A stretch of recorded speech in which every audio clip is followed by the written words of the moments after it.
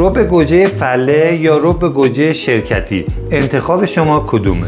یه رب گوجه طبیعی و سالم فقط باید بوی گوجه بده. گوجه های شرکتی فرایند پخت با استفاده از دیگ های پخت و سیستم خلع انجام میشه و کمترین میزان اکسیداسیون و تغییر کیفیت رو داره. رب گوجه های فله و غیر بهداشتی علاوه بر اینکه ممکنه از گوجه های درجه 2 و آفت زده استفاده بشه، ممکنه از کدوی تنبل و رنگ‌های شیمیایی و نون خشک خیس خورده استفاده کنن. در صورتی که از نون خشک خیس خورده استفاده بشه، به دلیل اینکه ممکنه کپک زدگی در اون ایجاد بشه، بسیار برای سلامتی ما خطرناک. خب در ادامه بریم ببینیم که رب گوجه با کیفیت از رب گوجه تقلبی رو چجوری باید تشخیص بدیم.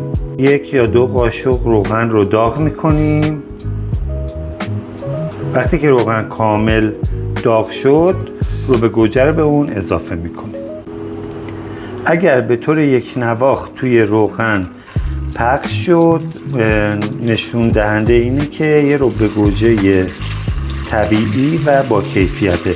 ولی اگه گلوله شد، یعنی اینکه ناخالصی داره و رب گوجه با کیفیتی نیست. پس انتخاب من توی خرید رب گوجه شرکتی دارای مجوز بهداشتیه، مگر اینکه رب گوجه خونگی رو خودم توی منزل درست کنم.